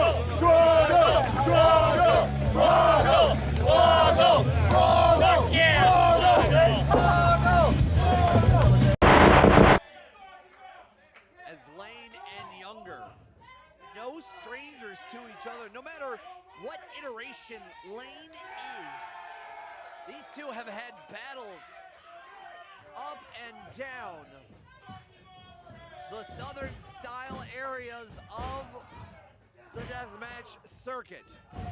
And while I feel like Drake was the master of the Kentuckiana region and Lane Bloody, obviously the whole southern circuit, and there's a lot of overlap there. There's a lot of crossover. Whenever there's crossover with these two, there's blood being spilled. I mean, both individuals still going strong, still showcasing, you know, the love of the game.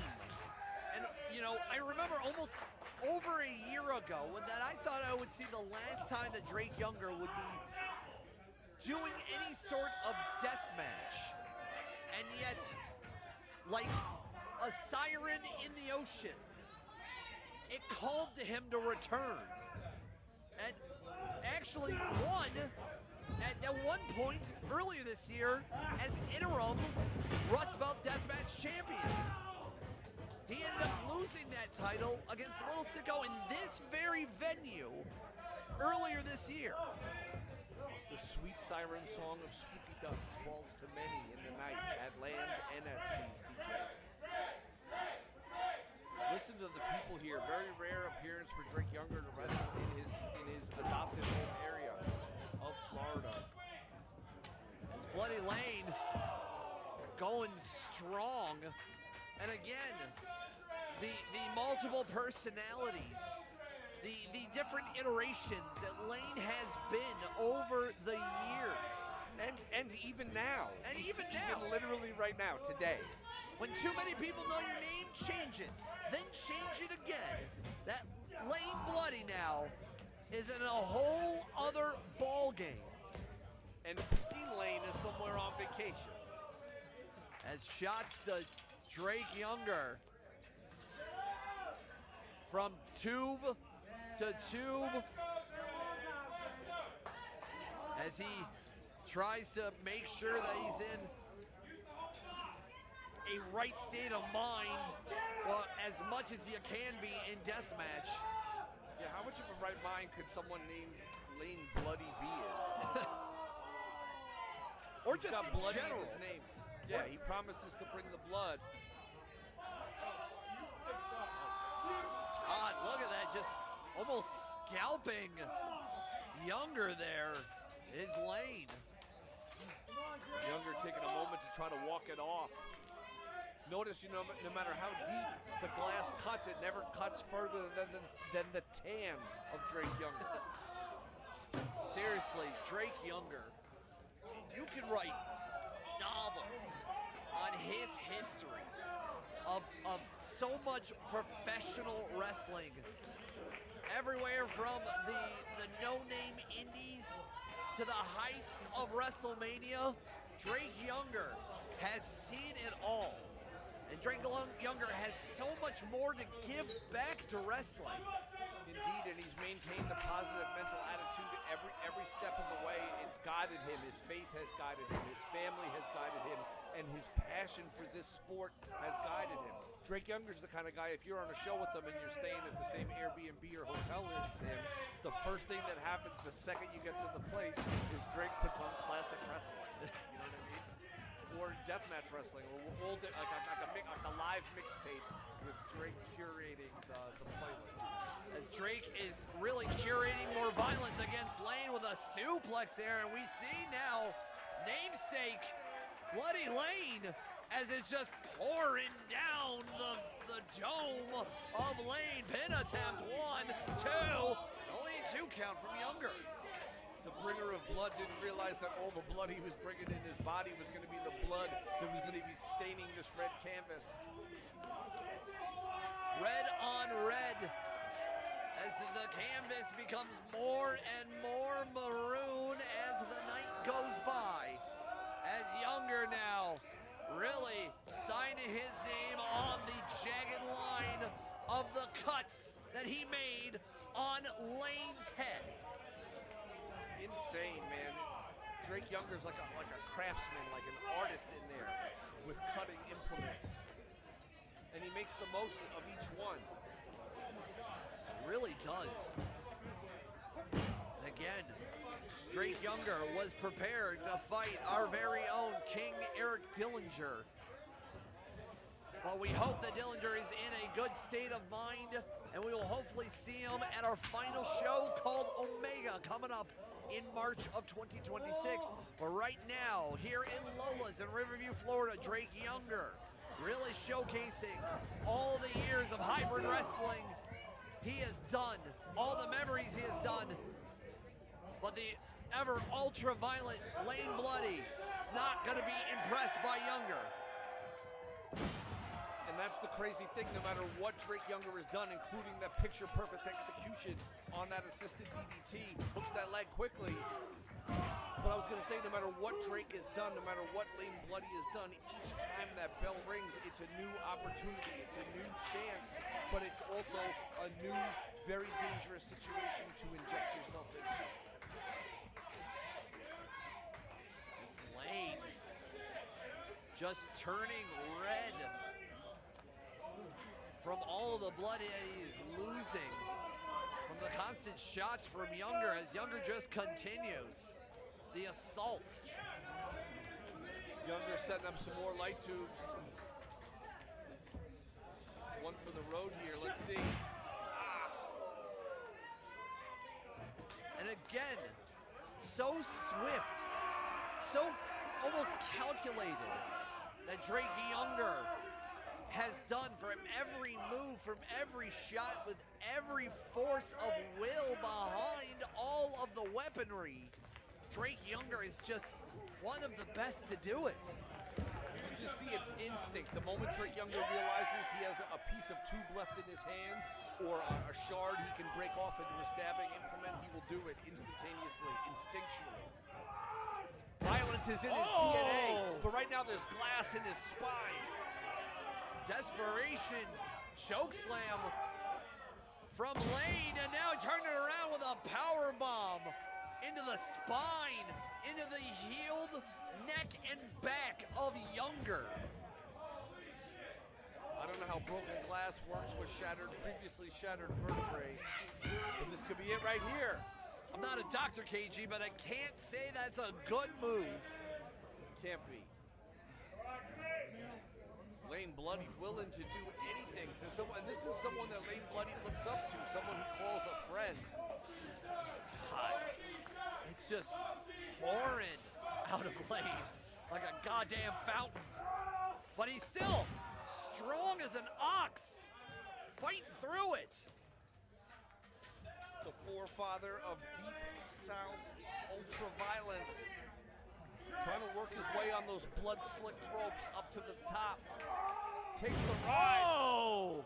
The pool was empty there. And I think Drake Younger looking to fly what small space we have here at Lola's in Riverview. We're gonna make the most of it. And notice how he dragged Lane Bloody through all that broken glass. Look out. Drake Younger looking to fly. Maybe a big splash. Froggy splash with tubes assisted. Might put it away here, and oh my God, an impactful kick out from Lane. Look at what the tubes have done to Drake Younger's back, and consider the fact that he just used his shredded abs to smash all those light tubes into Lane Bloody. Drake Younger does not give a fuck, and we love him for that. As now more and more blood, bleeding and coming out of the dome of Lane, turning from red to crimson to maroon to almost a black. Yes, the deep blood. The disgusting nature of both men. Uh-oh, half Nelson suplex. I'm sure if Younger hits it, this could spell the end, but Lane about to try to go for some of these. Oh no! My God! Drake Younger, God, just smashed, just drove Bloody neck first into the canvas. Holy hell! I did not like how that was, but Lane still at a vertical base, still standing. Uh-oh! An exploder suplex. Broken glass, splinters. Busted up neck, spine, God knows what else. And Younger in the corner, here comes Bloody. And Bloody goes through that door. Oh my God. And again, this red canvas becoming more and more red, and now the strength of Younger just ripping the door in half. Just straight strength and will. You can see the pools, the puddles of plasma all around the ring. The shattered light tube shards really highlight the puddles. Shout out to our production team. Shout out to the production team. All of the individuals helping out here at Lola's. And I think we're about to see a Drake's Landing if he can pick up the massive frame of Lane Bloody here. Younger trying to weaken him, the big hoss. Lane Bloody will not go down. Oh! Younger Using the wriggling. momentum of Younger. Oh Younger my God. was wriggling. He was wriggling like a fish trying to escape. But Lane Bloody kept it on topic, kept control, and Younger took a very painful ride.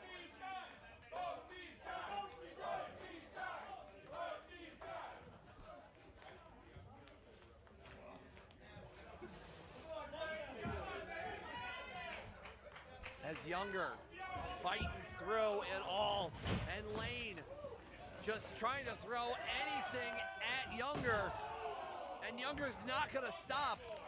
This runaway train is so off the rails, and it's gonna keep on barreling down.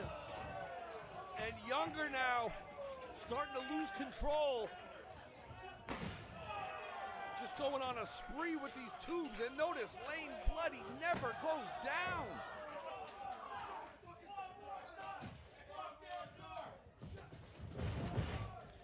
That's one way to take it. You can take him down, but he will not fall down. No, just all the force. As the pools of redness darkening the canvas. And where is Younger going at this point?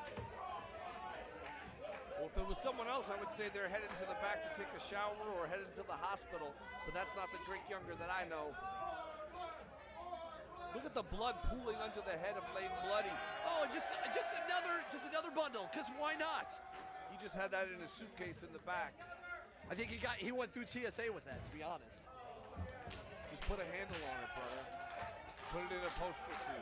And we're about to fly air Younger from the top rope here at Lola's.